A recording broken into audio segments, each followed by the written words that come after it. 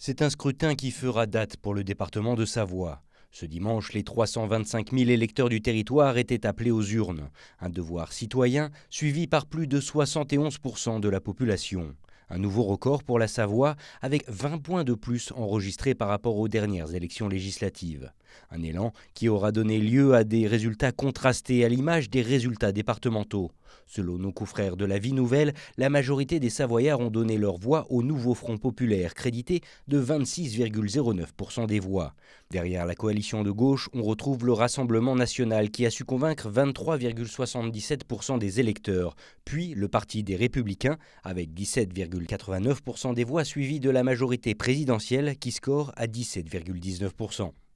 Des scores qui contrastent donc avec les résultats enregistrés dans les différentes circonscriptions, à l'exception peut-être de la 4e, seul territoire dans lequel le nouveau Front populaire, incarné par le député sortant Jean-François Coulombe, finit en tête avec près de 37% des voix. Derrière lui, le Rassemblement national, représenté par Brice Bernard, passe la barre des 30%, un score plus que satisfaisant pour le candidat. C'est très encourageant puisqu'on fait parfois plus du double en termes de score par rapport aux élections législatives 2022.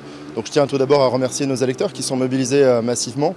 Et puis je vois qu'il y a sur les villes où on a des candidates enracinées comme Saint-Jean-de-Maurienne, comme Ugine, je pense à Marie Dochy et à Pauline Racte-Brancaz, on fait des scores qui dépassent effectivement toutes les prévisions qu'on pouvait faire sur ces secteurs-là. Dans les autres territoires, si l'union de la gauche a bien joué les troubles faits établissant de potentiels triangulaires pour le deuxième tour de toutes les circonscriptions du département, certains ont fait le choix de se retirer à l'image de Christelle Granata, qui avait convaincu 22,93% des électeurs lors de ce premier tour.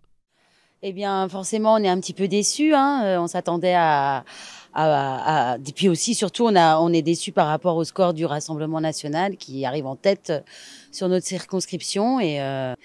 Voilà, j'ai très peur et donc je prends la décision de ne pas me présenter au second tour et de faire barrage, bien entendu, à l'extrême droite. Dans cette première circonscription, sans candidat de gauche au second tour, il faudra donc départager deux habitués des sièges de l'hémicycle. Marina Ferrari, représentant la majorité présidentielle créditée de 35,24% des suffrages, et Tiffany Degois, portant les valeurs d'Éric Ciotti, qui a remporté 36,16% des voix lors de ce premier tour. C'est une grande satisfaction après 15 jours à être allé à la rencontre de tous les habitants de la Savoie.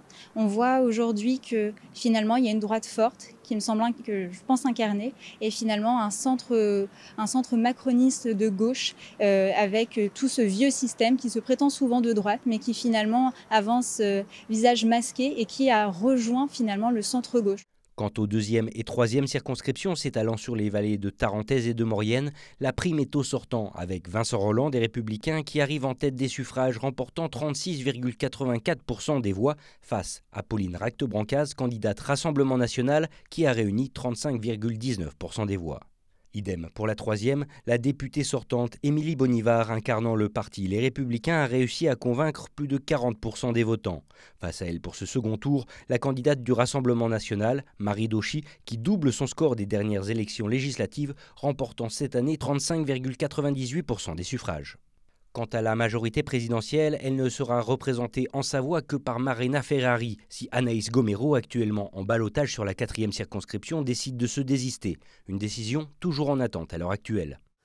Alors c'est une très grande fierté d'avoir réalisé un tel score dès le premier tour et je remercie les électeurs qui m'ont fait confiance et qui ont fait confiance à mon suppléant Olivier Marmet à l'occasion de ces élections.